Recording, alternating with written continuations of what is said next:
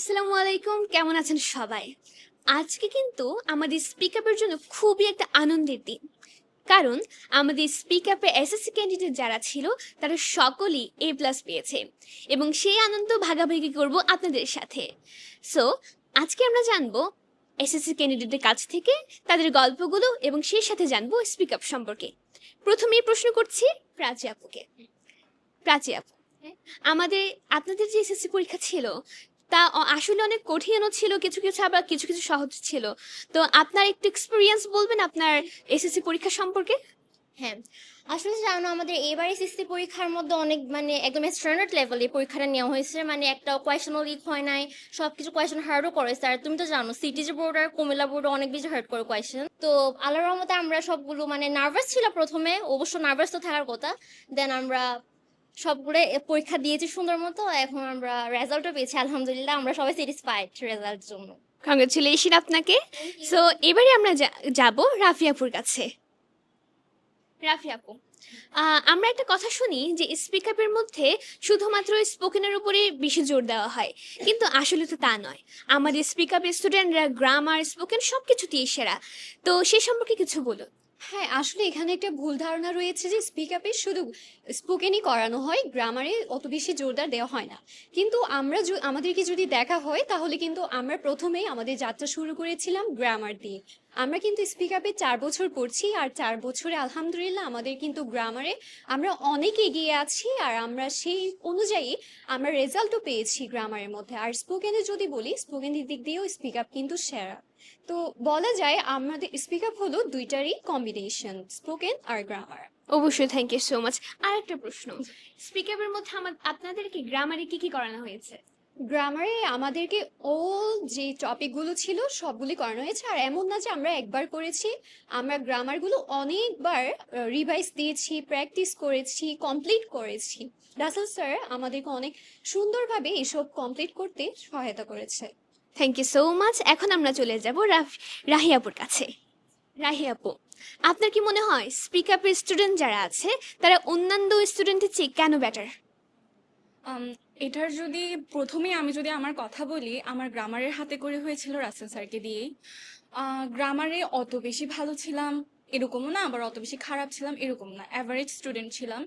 কিন্তু গ্রামার ভালোভাবে বোঝা এইসব স্টার্ট হয়েছিল রাসেল স্যার থেকে। তো এখানে আমাদের স্পিক আপের স্টুডেন্টরা গ্রামারে ভালো, সাথে তারা স্পোকেনে ভালো। কারণ স্যার হচ্ছে গ্রামারগুলোকে এমন এক পর্যায়ে নিয়ে যায়গা, স্টুডেন্টরা অনেক তাড়াতাড়ি তাদের মধ্যে নিয়ে আসতে পারে জিনিসগুলোকে।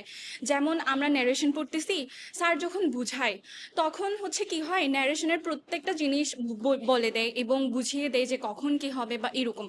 বলতে গেলে যদি এক কথাই বলি, তাহলে প্রত্যেকটা গ্রামারকে একদম ভেঙে ভেঙে পড়ানো বলে না, ওই রকম করেই পড়ায়, যার কারণে স্টুডেন্টরা হচ্ছে অনেক তাড়াতাড়ি গ্রামারগুলোকে নিজের মধ্যে আয়ত্ত করে নিতে পারে এবং গ্রামারে ভালো করতে পারে। এটাই। Thank you so much. আমরা দেখছি যে স্পিক আপের স্টুডেন্টরা শুধুমাত্র কিন্তু স্পোকেনের উপর জোর দেয় না, বরং আমরা কিন্তু গ্রামারেও জোর দিচ্ছি। কিন্তু স্পিক আপের স্টুডেন্টরা অবশ্যই সেরা, কারণ আমাদের শিক্ষকও খুবই সেরা। কারণ আমাদের টিচার আমাদেরকে এমনভাবে গ্রামার এবং স্পোকেন শিখিয়েছে, আমরা দুটোতেই পারদর্শী হতে পারছি। এবার আমরা আরেকজনের কাছে চলে যাব কিছু প্রশ্ন নিয়ে। আপু, স্পিক আপে আপনার পদযাত্রা কতদিন? স্পিক আপে আমার পদযাত্রা খুব কম সময়, কিন্তু এই অল্প সময়ে আমি স্পিক আপের কাছ থেকে যা কিছু পেয়েছি এটা আসলে আমি ভাষায় প্রকাশ করতে পারবো না। আমাকে স্পিক আপ অনেক কিছুই দিয়েছে। আমি খুব অল্প সময়ের জন্য স্পিক আপে এসেছিলাম, কারণ আমি এর আগে স্পিক আপ সম্পর্কে জানতাম না। যখনই আমি স্পিক আপ সম্পর্কে জানতে পারি, আমি স্পিক আপের পেজে ঘুরে দেখি, দেখার পর আমার মনে হচ্ছে আই নিড স্পিক আপ। এরপর আমি স্পিক আপে আসি এবং স্পিক আপে স্যারের কাছ থেকে স্যার আমাকে সময় দিয়েছেন। আমি আসলে শেষের দিকে আমার অবস্থা অনেক খারাপ ছিল পড়ালেখার, ইংলিশে বেসিক্যালি। স্যার আমাকে ইন্সপায়ার করেছেন স্পেশালি। ওই সময় যে জিনিসটা দরকার, মেন্টাল সাপোর্ট, যে তুমি পারবে, তোমাকে তোমার দ্বারাই হবে, এই জিনিসটা আসলে দরকার ছিল। মেন্টালি সাপোর্ট করেছেন, এন্ড আলহামদুলিল্লাহ আমি ভালো করেছি এবং আমি স্যাটিসফাইড আমার নাম্বার নিয়ে। ইনশাল্লাহ সামনেও আরও ভালো করব এবং স্পিক আপের সাথেই থাকবো। এই তো এটাই। ইনশাল্লাহ আমাদের স্টুডেন্টরা অনেক বেশি ভালো করবে। এবার আমরা চলে যাবো আরেকজন স্টুডেন্টের কাছে। আপু, স্পিক আপ এবং আমাদের স্যারকে আপনার কেমন লাগে?